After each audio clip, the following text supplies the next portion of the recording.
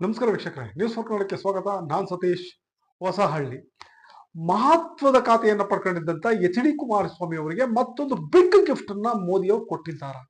ಹಾಗಾದ್ರೆ ಕುಮಾರಸ್ವಾಮಿ ಅವರಿಗೆ ಅಂತದ್ದೊಂದು ಗಿಫ್ಟ್ ಅನ್ನ ಕೊಡ್ಲಿಕ್ಕೆ ಕಾರಣ ಏನು? ಯಾಕಂದ್ರೆ ಈಗಾಗಲೇ ಕುಮಾರಸ್ವಾಮಿ ಅವರಿಗೆ ಮಹತ್ವದ ಖಾತೆಯನ್ನ ಕೊಟ್ಟಿದ್ದಾರೆ. ಕ್ಯಾಬಿನೆಟ್ ದರ್ಜೆಯ ಮಿನಿಸ್ಟರ್ ಪೋಸ್ಟ್ ಅನ್ನ ಕೊಟ್ಟಂತ ಮೋದಿ ಅವರು ಮತ್ತೊಂದು ದೊಡ್ಡ ಜವಾಬ್ದಾರಿಯನ್ನ ಕುಮಾರಸ್ವಾಮಿ ಅವರಿಗೆ ಕೊಡ್ಲಿಕ್ಕೆ ಕಾರಣ ಏನು ಎಲ್ಲವನ್ನ ನಾನು ನಿಮ್ಮ ಮುಂದೆ ಹೋಗ್ತೇನೆ. ಅದಕ್ಕೂ ಮೊದಲು ನೀವು ನಮ್ಮ ಚಾನಲ್ ಸಬ್ಸ್ಕ್ರೈಬ್ ಮಾಡಿಲ್ಲ ಅಂದ್ರೆ ಈಗಲೇ ಮಾಡಿ, ಪಕ್ಕದಲ್ಲಿರ್ತಕ್ಕಂಥ ಬೆಲ್ ಬಟನ್ ಕ್ಲಿಕ್ ಮಾಡಿದ್ರೆ ಎಲ್ಲ ಅಪ್ಡೇಟ್ಸ್ ನಿಮ್ಮನ್ನು ತಲುಪುತ್ತೆ. ಎಸ್ ವೀಕ್ಷಕರೇ, ಏನಂತಂದ್ರೆ ಕುಮಾರಸ್ವಾಮಿ ಅವರಿಗೆ ಮೊದಲಿಗೆ ಕ್ಯಾಬಿನೆಟ್ ದರ್ಜೆಯ ಸಚಿವ ಸ್ಥಾನವನ್ನ ಕೊಡ್ಲಾಗತ್ತೆ. ಕರ್ನಾಟಕದಿಂದ ಗೆದ್ದೋಗಿದ್ದಂತ ಕುಮಾರಸ್ವಾಮಿ ಅವರ ಜೊತೆಗೆ ಜಗದೀಶ್ ಶೆಟ್ಟರ್ ಜೊತೆಗೆ ಬಸವರಾಜ ಬೊಮ್ಮಾಯಿ ಇವರು ಕೂಡ ಮಾಜಿ ಮುಖ್ಯಮಂತ್ರಿಗಳು. ಆದ್ರೆ ಇವರ ಯಾರನ್ನು ಪರಿಗಣಿಸುವ ಮೋದಿ ಅವರು ನೇರವಾಗಿ ಕುಮಾರಸ್ವಾಮಿ ಅವರನ್ನ ಕೇಂದ್ರ ಸಚಿವರನ್ನಾಗಿ ಮಾಡ್ತಾರೆ. ಆದ್ರೆ ಅದೇ ಜಗದೀಶ್ ಶೆಟ್ಟರ್ ಒಂದು ಕಾಲದಲ್ಲಿ ಬಿಜೆಪಿಯಲ್ಲಿ ನನಗೆ ಗೌರವ ಕೊಡ್ತಾ ಇಲ್ಲ ಅಂತ ಹತ್ತು ಕರೆದು ಕಾಂಗ್ರೆಸ್ಗೆ ಹೋಗಿದ್ದಂತ ಜಗದೀಶ್ ಶೆಟ್ಟರ್ ವಾಪಸ್ ಬಂದು ಬೆಳಗಾವಿಯಲ್ಲಿ ನಿಂತು ಗೆದ್ದು ಲೋಕಸಭೆಯನ್ನ ಪ್ರವೇಶ ಮಾಡ್ತಾರೆ. ಆದರೆ ಅವರನ್ನ ಮಂತ್ರಿ ಮಾಡಲ್ಲ. ಮಂತ್ರಿ ಹೋಗ್ಲಿ, ಈಗ ಮತ್ತೊಂದು ಜವಾಬ್ದಾರಿಯನ್ನ ಕುಮಾರಸ್ವಾಮಿ ಅವರಿಗೆ ಕೊಟ್ಟರು ಹೊರತು ಬದಲಾಗಿ ತನ್ನದೇ ಪಕ್ಷದಿಂದ ಗೆದ್ದಂತ ಜಗದೀಶ್ ಶೆಟ್ಟರ್ಗೆ ಕೊಡ್ಲಿಲ್ಲ. ಜೊತೆ ಕೇಂದ್ರದಲ್ಲಿ ನಾನು ಮಂತ್ರಿ ಆಗ್ತೇನೆ, ಕೇಂದ್ರದಲ್ಲಿ ಬಿಜೆಪಿ ಅಧಿಕಾರಕ್ಕೆ ಬರುತ್ತೆ ಅನ್ನೋ ದೃಷ್ಟಿಯಿಂದ ಗೆದ್ದು ಹೋಗಿದ್ದಂತ ಬಸವರಾಜ ಬೊಮ್ಮಾಯಿ ಅವರನ್ನು ಕೂಡ ಕಡೆಗಣಿಸಿದಂತ ಮೋದಿ ಅವರು ಬದಲಾಗಿ ಕುಮಾರಸ್ವಾಮಿ ಅವರಿಗೆ ಮತ್ತೊಂದು ಬಿಗ್ ಗಿಫ್ಟ್ ಅನ್ನ ನೀಡಿದ್ದಾರೆ. ಹಾಗಾದ್ರೆ ಯಾವ ಕಾರಣಕ್ಕೆ ಇಂತ ಒಂದು ಬಿಗ್ ಗಿಫ್ಟ್ ಅನ್ನ ನೀಡಿದ್ರು? ಆ ಮತ್ತೊಂದು ಬಿಗ್ ಗಿಫ್ಟ್ ಯಾವ್ದಂತಂದ್ರೆ ಆರ್ಥಿಕ ವ್ಯವಹಾರಗಳ ಸಂಪುಟ ಸಮಿತಿಯಲ್ಲಿ ಸದಸ್ಯರನ್ನಾಗಿ ಆಯ್ಕೆ ಮಾಡಲಾಗಿದೆ ಕುಮಾರಸ್ವಾಮಿ ಅವರನ್ನ. ಆದ್ರೆ ಯಾವ ಕಾರಣಕ್ಕೆ? ಈಗ ಗಿಫ್ಟ್ ಮೇಲೆ ಗಿಫ್ಟ್ ಅದು ತನ್ನ ಪಕ್ಷದವರಲ್ಲ, ಬದಲಾಗಿ ಮಿತ್ರ ಪಕ್ಷದ ಕುಮಾರಸ್ವಾಮಿ ಅವರನ್ನ ಇಷ್ಟೊಂದು ಯಾಕೆ ಮೋದಿ ಅವರು ಬೆಂಬಲಿಸ್ತಾ ಇದ್ದಾರೆ? ಕುಮಾರಸ್ವಾಮಿ ಮೇಲೆ ಅಂತದ್ದೇನು ಪ್ರೀತಿ? ಕಾರಣ ಇಷ್ಟೇ, ಏನು ಮೊದಲು ಇವತ್ತಿಂದಂತಲ್ಲ, ವಾಜಪೇಯಿ ಅಧಿಕಾರದಲ್ಲಿದ್ದ ದಿನದಿಂದ ಕೂಡ ಜೆಡಿಎಸ್ ನ ತನ್ನತ್ತ ಸೆಳೆಬೇಕು ಅಂತ ಬಿಜೆಪಿ ಪ್ರಯತ್ನವನ್ನ ಪಡ್ತಾ ಇತ್ತು. ಆದ್ರೆ ಅದು ಸಾಧ್ಯ ಆಗಿರ್ಲಿಲ್ಲ.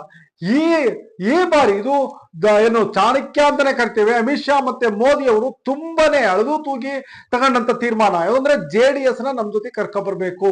ಯಾಕೆಂದ್ರೆ ಇವತ್ತು ನಾಳೆ ಬೆನಿಫಿಟ್ಸ್ ಅಲ್ಲ, ಜೆಡಿಎಸ್ ಲೈಫ್ ಟೈಮ್ ವ್ಯಾಲಿಡಿಟಿ ಇದ್ದಾಗೆ ಜೆಡಿಎಸ್. ಯಾಕೆಂದ್ರೆ ಕರ್ನಾಟಕದಲ್ಲಿ ಬಿಜೆಪಿ ಗಟ್ಟಿ ನೆಲೆಯನ್ನ ಪಡ್ಕೊಳ್ಳಿಕ್ಕೆ, ಅಂದ್ರೆ ಈಗ ಗಟ್ಟಿ ನೆಲೆ ಇಲ್ವಾ ಅಂತಂದ್ರೆ ಇಲ್ಲ ಅಂತಲ್ಲ, ಆದರೆ ಬಿಜೆಪಿ ಇವತ್ತು ಕೂಡ ಹಳೆ ಮೈಸೂರು ಭಾಗದಲ್ಲಿ ಗಟ್ಟಿಯಾಗಿ ನಿಲ್ಲಿಕ್ಕಾಗ್ತಾ ಇಲ್ಲ. ಒಕ್ಕಲಿಗರ ಮತವನ್ನ 60 to 70% ವರೆಗೂ ಪಡಲಿಕ್ಕೆ ಇವತ್ತು ಕೂಡ ಬಿಜೆಪಿಗೆ ಸಾಧ್ಯ ಆಯ್ತಾ ಇಲ್ಲ. ಆದ್ರೆ ಈ ಚುನಾವಣೆಯಲ್ಲಿ 2024 ಲೋಕಸಭಾ ಚುನಾವಣೆಯಲ್ಲಿ ಭಾರತೀಯ ಜನತಾ ಪಕ್ಷಕ್ಕೆ ಹೆಚ್ಚು ಬಿಜೆಪಿಗೆ ಹೆಚ್ಚು ಒಕ್ಕಲಿಗ ಮತಗಳು ಬಂದವು. ಅಂದ್ರೆ ಜೆಡಿಎಸ್ ಗೆದ್ದಿದ್ದು 2 ಸೀಟ್ ಆದ್ರೂ ಕೂಡ ಜೆಡಿಎಸ್ ಕಡೆಯಿಂದ ಗೆದ್ದಿದ್ದು ಬಿಜೆಪಿ 7 ರಿಂದ 8 ಸ್ಥಾನಗಳನ್ನ ಜೆಡಿಎಸ್ ಇಂದ ಗೆದ್ದಿದೆ. ಜೆಡಿಎಸ್ ಕೊಡುಗೆ ಇದೆ ಇದರಲ್ಲಿ 8 ಸ್ಥಾನಗಳನ್ನ ಗೆಲ್ಲಲಿಕ್ಕೆ. ಇವತ್ತು ಕೊಡಗು ಮೈಸೂರು ಲೋಕಸಭಾ ಕ್ಷೇತ್ರದಲ್ಲಿ ಅಂದ್ರೆ ಮುಖ್ಯಮಂತ್ರಿಗಳ ತವರಲ್ಲಿ ಬಿಜೆಪಿ ಗೆಲ್ಲಲಿಕ್ಕೆ ಕಾರಣ ಜೆಡಿಎಸ್ ಅಂತ ಅಂದ್ರೆ ಅನ್ನೋದ್ರಲ್ಲಿ ಮಾತಿಲ್ಲ ವೀಕ್ಷಕರೇ. ಅದ್ರ ಜೊತೆಗೆ ಮಂಡ್ಯ ಇರ್ಬೋದು, ಮಂಡ್ಯದಲ್ಲಿ ಇವತ್ತು ಬಿಜೆಪಿ ಏನಾದ್ರು ಉಳ್ಕೊಳ್ಳುತ್ತೆ ಅಥವಾ ಅಲ್ಲಿ ಕುಮಾರಸ್ವಾಮಿ ಗೆದ್ದಿದ್ದಾರೆ ಅದು ಕೂಡ ಒಕ್ಕಲಿಗರ ಭದ್ರಕೋಟೆ.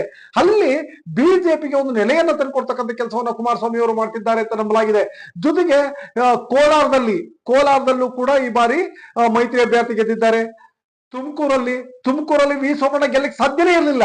ಆದ್ರೆ ವಿ ಸೋಮಣ್ಣ ಅವ್ರನ್ನ ಗೆಲ್ಸಿದ್ದೆ ದೇವೇಗೌಡರು ಅಂತ ಸ್ವತಃ ವಿ ಸೋಮಣ್ಣ ಅವರು ಹೇಳವ್ರೆ. ಜೊತೆಗೆ ಡಿ ಸುಧಾಕರ್ ಗೆಲುವು, ಚಿಕ್ಕಬಳ್ಳಾಪುರದಲ್ಲಿ ಡಿ ಸುಧಾಕರ್ ಗೆಲ್ಲಲಿಕ್ಕೆ ಇದೇ ಕುಮಾರಸ್ವಾಮಿ ಅವರು ಕಾರಣ. ಇದೇ ರೀತಿ 8 ಚಿತ್ರದುರ್ಗ ಕಾಂಗ್ರೆಸ್ ಗೆಲ್ಲುತ್ತೆ, ಕಾಂಗ್ರೆಸ್ 100ಕ್ಕೆ 100 ಗೆಲ್ಲುತ್ತೆ ಅಂತ ಸಮೀಕ್ಷೆಗಳು ಹೇಳಿದ್ವು. ಅಂತಹ ಕ್ಷೇತ್ರದಲ್ಲೂ ಕೂಡ ಬಿಜೆಪಿ ಗೆಲ್ತು. ಅಲ್ಲಿ ಚಿತ್ರದುರ್ಗದಲ್ಲಿ ಬಿಜೆಪಿ ಗೆಲ್ಲಲಿಕ್ಕೂ ಕೂಡ ಜೆಡಿಎಸ್ ಕಾರಣ, ಅದರಲ್ಲಿ ಮಾತೇ ಇಲ್ಲ. ಸೊ ಹಾಗಾಗಿ ಇವತ್ತು ಏನಾದ್ರೂ ಕರ್ನಾಟಕದಲ್ಲಿ ಒಂದು ನೆಲೆ ನಿಂತ್ಕೊಳ್ಳಿಕ್ಕೆ, ಜೊತೆಗೆ ಕಳೆದ ಚುನಾವಣೆಯಲ್ಲೇ ನಾವು ನೋಡಿದ್ವಿ. ಕಳೆದ ಚುನಾವಣೆಯಲ್ಲೇ ಸಂತೋಷ್ ಜಿ ಅವರು ಮಾತಾಡ್ತಾರೆ, ನಾವು ಲಿಂಗಾಯತರನ್ನ ಹೊರಗಿಟ್ಟು ಚುನಾವಣೆಯನ್ನ ಮಾಡಬೇಕು. ಕಳೆದ ಲೋಕಸಭಾ 2023 ವಿಧಾನಸಭಾ ಚುನಾವಣೆಯಲ್ಲಿ ನಾವು ಲಿಂಗಾಯತರನ್ನ ಹೊರಗಿಟ್ಟು ಚುನಾವಣೆಯನ್ನ ಮಾಡ್ಬೇಕು ಅಂತ ಹೇಳ್ತಾರೆ. ಸೊ ಲಿಂಗಾಯತರನ್ನ ಹೊರಗಿಟ್ಟು ಚುನಾವಣೆ ಮಾಡ್ಬೇಕಂದ್ರೆ ಏನರ್ಥ? ಒಕ್ಕಲಿಗರು ಮತ್ತೆ ಇತರೆ ಸಮುದಾಯಗಳನ್ನ ನಾವು ಜೊತೆಲಿ ಕರ್ಕೊಂಡು ಹೋಗ್ಬೇಕು. ಕೇವಲ ಲಿಂಗಾಯತರನ್ನೇ ನಂಬಿ ಲಿಂಗಾಯತರ ಮೇಲೆ ನಾವು ಡಿಪೆಂಡ್ ಆದ್ರೆ ಮುಂದಿನ ದಿನಗಳಲ್ಲಿ ಕಷ್ಟ ಆಗುತ್ತೆ. ಅಂದ್ರೆ ಇಂಡೈರೆಕ್ಟ್ ಆಗಿ ಯಡಿಯೂರಪ್ಪ ಒಬ್ಬರ ಮೇಲೆ ನಾವು ಡಿಪೆಂಡ್ ಆಗಿದ್ದೇವೆ. ಯಡಿಯೂರಪ್ಪ ಇಲ್ಲ ಅಂದ್ರೆ ಕರ್ನಾಟಕದಲ್ಲಿ ಬಿಜೆಪಿಯೇ ಇಲ್ಲ ಅನ್ನೋ ಸ್ಥಿತಿಗೆ ಬರುತ್ತೆ. ಆ ಸ್ಥಿತಿ ಬರಬಾರ್ದು ಅಂತ ಅಂದ್ರೆ ನಾವು ಬೇರೆ ಸಮುದಾಯಗಳ ಜೊತೆ ಹೋಗ್ಬೇಕು ಅನ್ನೋ ಮಾತನ್ನ ನಾವು ಸಂತೋಷ್ ಜಿ ಹೇಳಿರ್ತಾರೆ. ಅದು ಸಂತೋಷ್ ಜಿ ಹೇಳಿದ ಮಾತಲ್ಲ, ಬದಲಾಗಿ ಮೋದಿ ಮತ್ತೆ ಅಮಿತ್ ಶಾ ಸಂತೋಷ್ ಜಿ ಬಾಯಲ್ಲಿ ಹೇಳಿಸಿದಂತ ಮಾತು. ಸೊ ಆ ಒಂದು ಮಾತು ಇವತ್ತು ಕುಮಾರಸ್ವಾಮಿ ಕಡೆಯಿಂದ ನಿಜ ಆಗ್ತಾ ಇದೆ. ಕುಮಾರಸ್ವಾಮಿ ಅವ್ರನ್ನ ಬೆಂಬಲಿಸ್ತಾ ಇರೋದು ನೋಡಿದ್ರೆ ಮುಂದೊಂದು ದಿವಸ ಮುಂದಿನ MLA ವಿಧಾನಸಭಾ ಚುನಾವಣೆಯಲ್ಲಿ ಇವರು ಕುಮಾರಸ್ವಾಮಿಯನ್ನೇ ಮುಖ್ಯಮಂತ್ರಿ ಅಭ್ಯರ್ಥಿಯಾಗಿ ಜೆಡಿಎಸ್ ಬಿಜೆಪಿ ಅವರಿಗೆ ಮರ್ಜ್ ಮಾಡ್ಕೊಳ್ತಾರ ಅನ್ನೋ ರೀತಿಯಲ್ಲಿ ಕುಮಾರಸ್ವಾಮಿಯನ್ನ ಬೆಂಬಲಿಸ್ತಾ ಇದ್ದಾರೆ ಮೋದಿ ಅವರು. ಯಾಕೆಂದ್ರೆ ಜಗದೀಶ್ ಶೆಟ್ಟರ್ ಗೆದ್ದೋಗಿದ್ರು. ಜಗದೀಶ್ ಶೆಟ್ಟರ್ ನಾನು ಮಂತ್ರಿನೇ ಆಗ್ತೀನಿ, ನಾನು ಗೆದ್ದೋಗ್ಬಿಟ್ರೆ ನಾನು MP ಆಗಿ ಹೋದ್ರೆ ಮಂತ್ರಿ ಆಗ್ತೀನಿ ಅಂತ ಕನಸನ್ನ ಕಂಡಿದ್ರು. ಅದ್ರ ಜೊತೆಗೆ ಬಸವರಾಜ ಬೊಮ್ಮಾಯಿ ಕೂಡ ಅದೇ ಆಸೆ ಇತ್ತು. ಯಾಕೆಂದ್ರೆ ಇಲ್ಲಿ ಮಾಜಿ ಮುಖ್ಯಮಂತ್ರಿ ಆಗಿದ್ದಂಥವ್ರು, ಜಗದೀಶ್ ಶೆಟ್ಟರ್ ಮಾಜಿ ಮುಖ್ಯಮಂತ್ರಿ ಆಗಿದ್ದಂಥವ್ರು, ಅವರೆಲ್ಲರನ್ನ ಬದಿಗಿಟ್ಟು ಕುಮಾರಸ್ವಾಮಿ ಅವ್ರನ್ನ ತಲೆ ಮೇಲಿಟ್ಟು ಮೋದಿ ಅವರು ಮೆರೆಸ್ತಾ ಇದ್ದಾರೆ. ಅಂದ್ರೆ ಅದಕ್ಕೆ ಕಾರಣನೇ ಇದು. ಯಡಿಯೂರಪ್ಪ ಇಲ್ಲದೆ ಕೂಡ ನಾವು ಕರ್ನಾಟಕದಲ್ಲಿ ಬಿಜೆಪಿಯನ್ನ ಕಟ್ತೇವೆ. ವಿತೌಟ್ ಯಡಿಯೂರಪ್ಪ ಬಿಜೆಪಿಯನ್ನ ಕಟ್ತೇವೆ. ಯಡಿಯೂರಪ್ಪ ಮೇಲೆ ನಾವು ಡಿಪೆಂಡ್ ಆಗಿಲ್ಲ ಅನ್ನೋ ಸ್ಥಿತಿಗೆ ಬಿಜೆಪಿಯನ್ನ ತಂದು ನಿಲ್ಲಿಸ್ಬೇಕು ಅನ್ನೋದು ಚಾಣಕ್ಯನ ತಂತ್ರಗಾರಿಕೆ ಅಂತ ಹೇಳಲಾಗ್ತಾ ಇದೆ ವೀಕ್ಷಕರೇ. ಆ ಕಾರಣಕ್ಕೆ ಕುಮಾರಸ್ವಾಮಿ ಅವರಿಗೆ ಇಂಥ ಎಲ್ಲ ಪೋಸ್ಟ್ಗಳನ್ನ, ಕ್ಯಾಬಿನೆಟ್ ಸ್ಥಾನಮಾನವನ್ನ ಕೊಟ್ಟು ಅದರ ಜೊತೆಗೆ ಈಗ ಆರ್ಥಿಕ ವ್ಯವಹಾರಗಳ ಸಂಪುಟ ಸಮಿತಿಯಲ್ಲಿ ಸ್ಥಾನವನ್ನ ಕೊಟ್ಟಿದ್ದಾರೆ. ಇದು ಆರ್ಥಿಕ ವ್ಯವಹಾರಗಳ ಸಂಪುಟ ಸಮಿತಿ ಅಂತಂದ್ರೆ ಯಾರೋ ಹೋಗಿ ಬಂದವರೆಲ್ಲ ಕೂರ ಅಂತ ಒಂದು ಸಮಿತಿ ಅಲ್ಲ. ಇದರಲ್ಲಿ ಬಹುದೊಡ್ಡ ನಾಯಕರುಗಳಿರ್ತಾರೆ, ಆರ್ಥಿಕ ತಜ್ಞರ ಅಂತಹ ಸಮಿತಿಯಲ್ಲಿ ಕುಮಾರಸ್ವಾಮಿ ಅವರಿಗೆ ಸ್ಥಾನಮಾನವನ್ನ ಕೊಟ್ಟಿದೆ ಬಿಜೆಪಿ.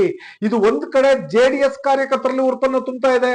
ಜೊತೆಗೆ ಕುಮಾರಸ್ವಾಮಿಯ ಶಕ್ತಿಯನ್ನ ಕರ್ನಾಟಕದಲ್ಲಿ ಹೆಚ್ಚಿಸಿದೆ. ಹಳೆ ಮೈಸೂರು ಭಾಗದಲ್ಲಿ JDS ತನ್ನ ಭದ್ರ ನೆಲೆಯನ್ನು ಉಳಿಸ್ಕೊಳ್ಳಿಕ್ಕೆ ಏನೀಗ ಕಳೆದ ವಿಧಾನಸಭಾ ಚುನಾವಣೆ ಕಳ್ಕೊಂಡಿತ್ತೋ ಅದನ್ನ ಪುನಃ ವಾಪಸ್ ಪಡ್ಕೊಳ್ಳುವಂತ ಸ್ಥಿತಿಗೆ ಮೋದಿಯವರು ಕುಮಾರಸ್ವಾಮಿ ಅವರನ್ನ ತಂದಿರ್ತಿದ್ದಾರೆ ಅಂದ್ರೆ ತಪ್ಪಾಗಲಾರದು ವೀಕ್ಷಕರೇ. ಸೊ ಇದರಿಂದ ಬಿಜೆಪಿಗೆ ತೊಂದರೆ ಆಗುತ್ತಾ ಅಥವಾ, ಯಾಕೆಂದ್ರೆ ಒನ್ ಟೈಮ್ ಅಲ್ಲಿ ಮಹಾರಾಷ್ಟ್ರದಲ್ಲಿ ಶಿವಸೇನೆಯನ್ನ ಇದೇ ರೀತಿ ಒತ್ತು ಮರೆಸಿದಂತ ಬಿಜೆಪಿ ಅದೇ ಶಿವಸೇನೆಯನ್ನ ಒಡೆದು ಭಾಗ ಮಾಡಿದ್ದನ್ನು ಕೂಡ ನಾವಿಲ್ಲಿ ನೆನಪು ಮಾಡ್ಕೋಬಹುದಾಗಿದೆ ವೀಕ್ಷಕರೇ. ಸೊ ಅಂತದ್ರಲ್ಲಿ JDS ಕಥೆ ಏನು ಮುಂದೆ? JDSಗೆ ನಿಜವಾಗ್ಲೂ ಇದೇ ರೀತಿ ಬೆಂಬಲವನ್ನ ಕೊಡ್ತಾ ಬರ್ತಾರ ಅಥವಾ JDSನೇ ಬಿಜೆಪಿ ಒಳಗಡೆ ಮರ್ಜ್ ಮಾಡ್ಕೊಂಡು ಕರ್ನಾಟಕದ ಅಸ್ಮಿತೆ ಅಂತ ನಾವೇನ್ ಕರಿತಾ ಇದ್ದೇವೆ JDS ಅದನ್ನ ಇಲ್ಲದಾಗ ಮಾಡ್ತಾರ?